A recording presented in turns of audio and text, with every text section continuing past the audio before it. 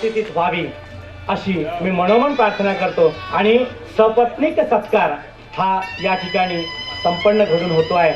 मी सन्माननीय प्रफुल्लभाई पटेल आणि शॉल, श्रीफळ, पुष्पगुच्छ आणि सन्मान चिन्ह असे या स्वरूप आहे.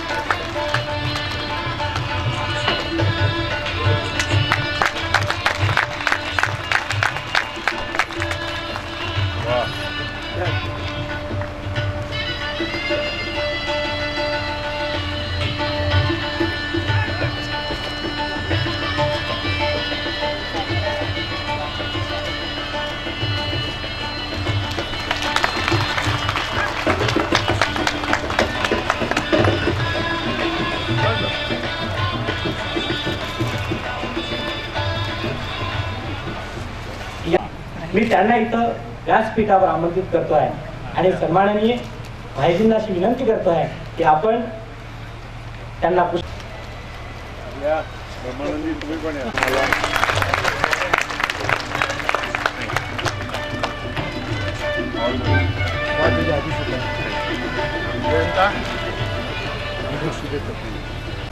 त्यांना विनंती करतो आहे की त्यांनी या ठिकाणी यावं आणि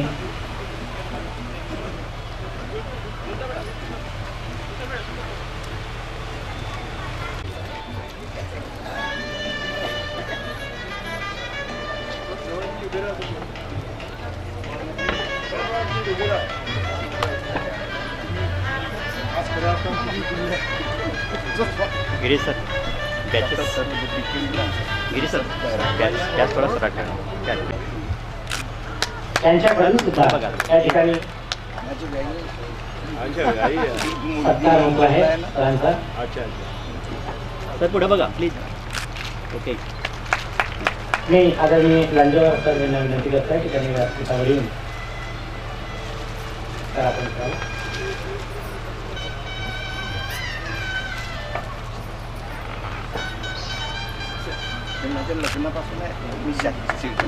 त्याचप्रमाणे आमच्या साकोली नगरीतील ॲडव्होकेट बापूसाहेब चौसाटे यांच्याकडून सुद्धा सत्कार होतो आहे.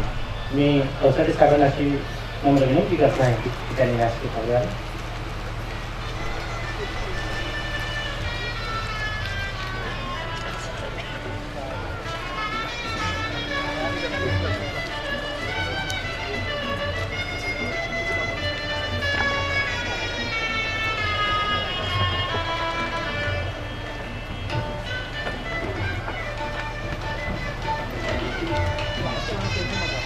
करायचं आहे का?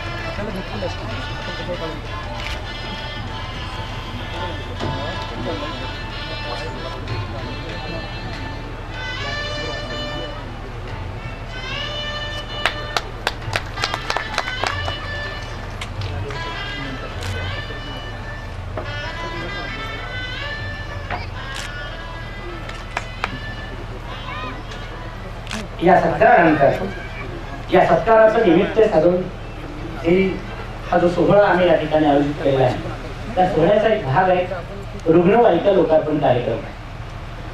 लोकांची सेवा आणि लोकांना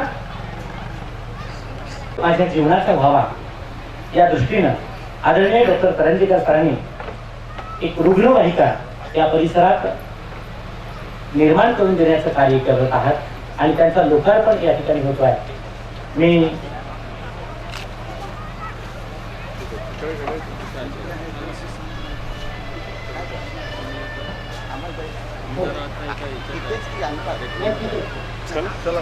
सर्व ही रुग्णवाहिका सर्वांसाठी या ठिकाणी सदैव ठेवण्यात येणार आहे. आदरणीय प्रफुल्लभाई पटेल यांच्या हस्ते त्याचं सृजन आणि तुम्ही करा ना तुमच्या आज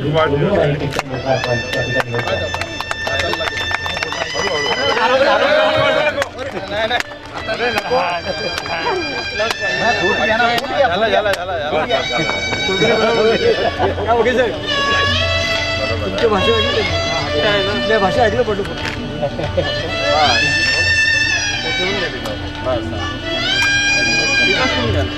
अशोक करा.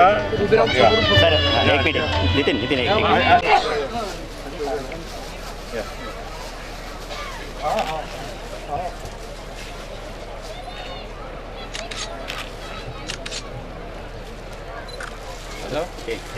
श्रद्धास्थान आमचे दैवत या सत्कार समारंभाचे सत्कार मूर्ती माननीय डॉक्टर करंजेकर सरांना अशी विनंती करतो आहे की त्यांनी आपले मत या संदर्भात व्यक्त करावेत. Doctor Karanjekar sir.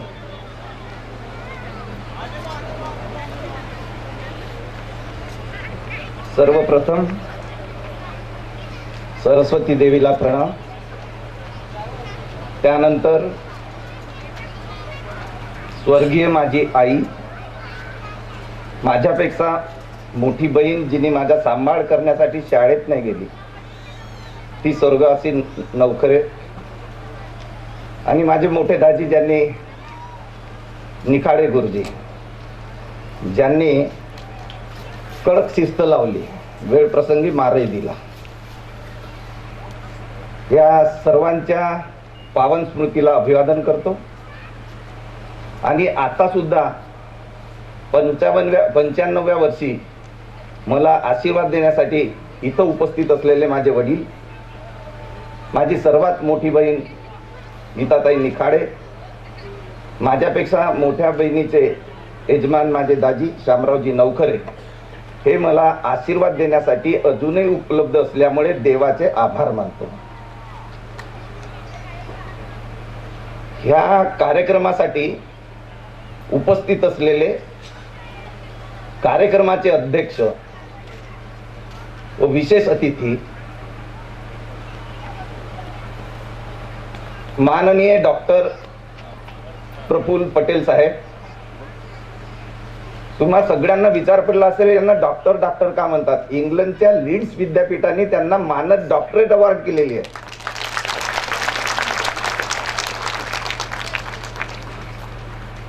आणि अशा व्यक्तीच्या हातून माझा सत्कार होतोय की ऑलरेडी त्यांच्या शिक्षण संस्थेत 80,000 विद्यार्थी शिकत आहेत.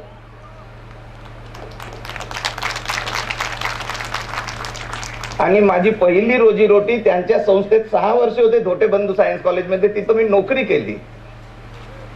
आणि अनेकांना काहींना बोलवताना कोणाला वेळ नव्हता काय नव्हता, पण माझा फोन गेला राजू दुबे वगैरे समोर, आणि भाईजीने एका शब्दात होकार दिला. 3 तारखेला विचारलं, म्हणजे 3 तारखेला वेळ, 1 तारखेला बिलकुल जमेल. मग 3 तारीख ना 1 तारखेचा फरक काय? माझा लहानपणचा फोटो आहे, त्याच्या खाली एक पट्टी आहे, त्याच्यावर 3-2-55 लिहिलाय, म्हणून मी 3-2-55 समजतो. पण सगळ्या ज्योतिषांनी, सगळ्या भविष्यवेत्यांनी, सगळ्या पत्रिका बनवणाऱ्यांनी माझा स्वभाव, माझा इतिहास पाहता तो वृषभ आहे, 2 तारखेचा आहे म्हणे. 3 तारखेचा गेलो तर मिथुन राशी, तर मिथुन राशी सारखा नाहीच आहे वृषभ, म्हणून 2. मग आमच्या गुरुजींना विचारलं, रमेश शास्त्री जोशींना, म्हटलं हे 3-2 आता भाईजी म्हणतात 1 तारीख कसं करू? म्हणजे 60 वर्ष 1 तारखेला पूर्ण होतात, 61 2 तारखेला सुरू होते, म्हणजे 1 तारीख चालते, नारळ फोडून करून टाका.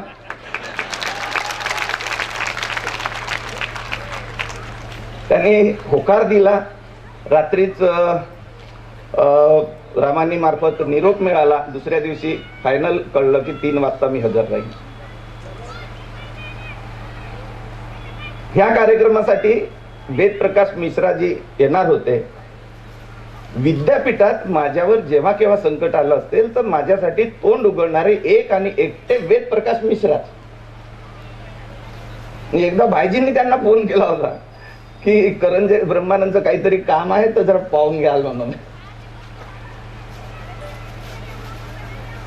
मी बोललो त्यांच्याशी. आता भाईजी बोलले, सकाळच्या कार्यक्रमाला गेले इथे वर्धेला, इथे येणार होते, रात्री एक कार्यक्रम होता, पण त्यांचा अचानक बीपी हाय झाला आणि तब्येत एवढी विशेष काही चांगली नाही. अन्यथा वेदप्रकाश मिश्राजी माझ्या कार्यक्रमाला अनुपस्थित असा कधीही आजपर्यंत झालं नाही.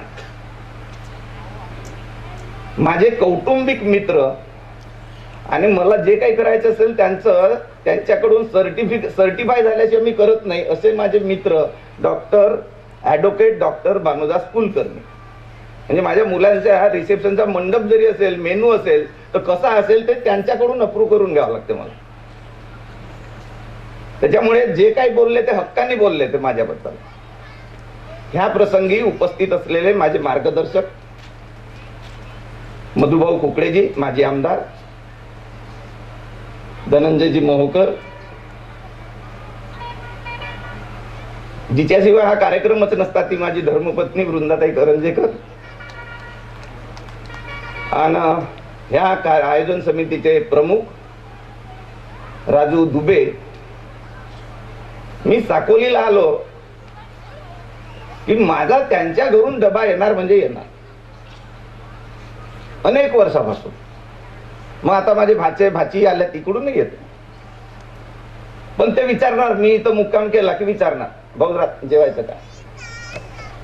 आणि प्राध्यापकांचं प्रतिनिधित्व करणारे आयोजन समितीचे सचिव प्राध्यापक गिरीश लांजेवार. उपस्थितांमध्ये मी काय सांगू, म्हणजे खरं म्हणजे मी खाली पाहिजे ना मला शिकवणाऱ्या सर वर पाहिजे तशी स्थिती आहे. इथं आज 80-85व्या वर्षी गोबाडे गुरुजी आहेत ज्यांनी मला केमिस्ट्री शिकवली. इथं बोरकर गुरुजी आहेत ज्यांनी मला गणित शिकवलं. तिमा कापगते गुरुजी आहेत त्यांनी मला केमिस्ट्री शिकवली.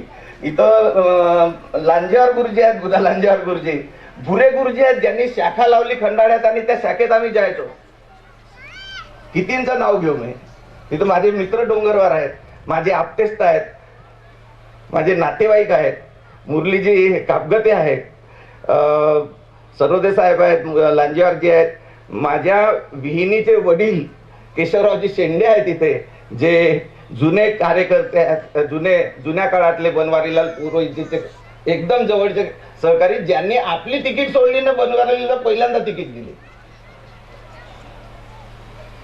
माझी बहीण आहे, सगळेजण आहेत, सर्वजण इथं उपस्थित, सर्व माझे मित्र, माझ्यापेक्षा मोठे जे आहेत, माता, वडीलधारी मंडळी, विद्यार्थी विद्यार्थिनी, आणि ह्या आवर्जून उपस्थित ज्यांचा नामोल्लेख नसेल झाला त्यांची माफी मागतो. हे सर्वजण, या सर्वांना माझा सप्रेम नमस्कार.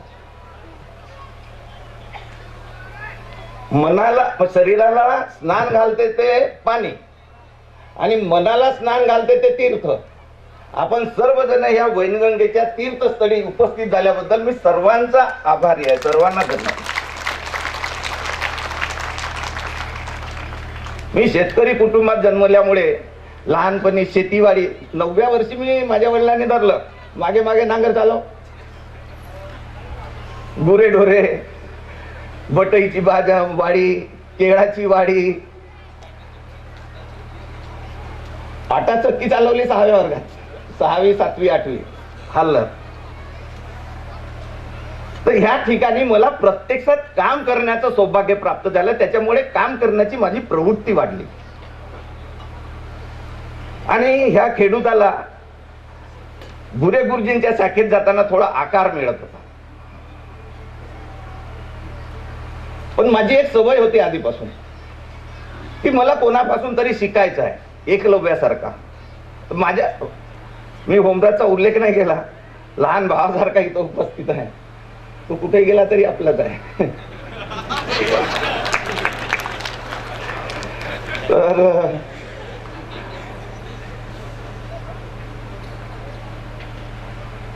तर मला नेहमीची सवय अशी की मला कोणाकडून तरी शिकायचं आहे, एकलव्यासारखं. ते मोठं असत, वयानं मोठे असतील, अनुभवानी मोठं असतील, पदवीने मोठं असतील, पदानी मोठं असतील, पैशाने मोठे असतील, मानाने मोठं असतील, त्यांच्यापासून काहीतरी शिकायचं.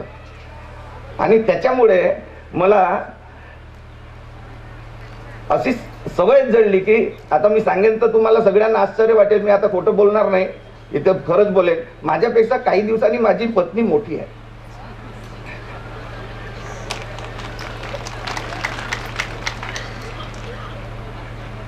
पण हे सगळं करत असताना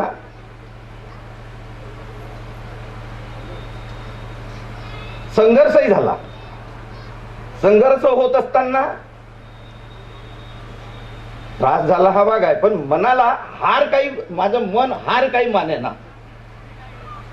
त्यामुळे जिद्द चिकाटीने एखादी गोष्ट मनात आली ती करायची. आणि अशा सवयीमुळे मला समाजाची जी शक्तीस्थळं आहेत, मग ते शिक्षण क्षेत्र असेल, समाजकारण असेल, सहकार असेल, अर्थकारण असेल, धार्मिक कार्य असेल, साहित्यिक कार्य असेल, यामध्ये काम करण्याचा मला आनंद मिळाला. त्यापैकीच ह्या वैनगंगा बौद्धेश्वर विकास संस्थेची एक स्थापना. आता ही स्थापना झाली, बरंच भाषणातून, त्या पत्रिकेतून, मानपत्रातून बरीचशी माहिती मिळाली. पण त्यांनी म्हटल्याप्रमाणे खरं आहे म्हणजे मी एकट्याने करायचं म्हणजे कटाक्षाने करवून घ्यायचं म्हणूनही झालं नाही. तर ब्रह्मानंद करंजेकर एकटा संस्था उभी करणार नाही, 7 गावात 17 शाळा कॉलेज उभारणार, हे अशक्य आहे. त्यामुळे खरं म्हणजे मी शिक्षक शिक्षकेतर कर्मचाऱ्यांना बोलताना, उद्बोधन करताना माझे सहकारी म्हणतो मी. त्या सहकार्यांमुळे आणि माझ्या मित्रांमुळे ही संस्था ही वाढत गेली.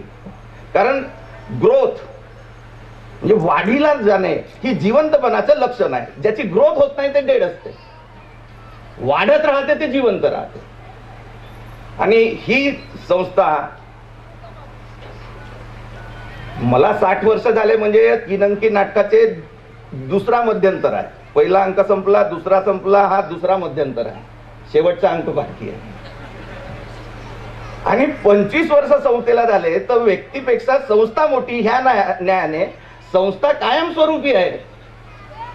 तिचा वटवृक्ष झालाच नाही. आम्ही असू संस्था असेलच. मनोहरभाई पटेल गेले तरी अजून शाळा कॉलेजेस आहेतच. ते चालविण्याचं भाग्य भाईजींना मिळालं. पुढे जे कोणी चालवतील, पण संस्था ही कायमस्वरूपी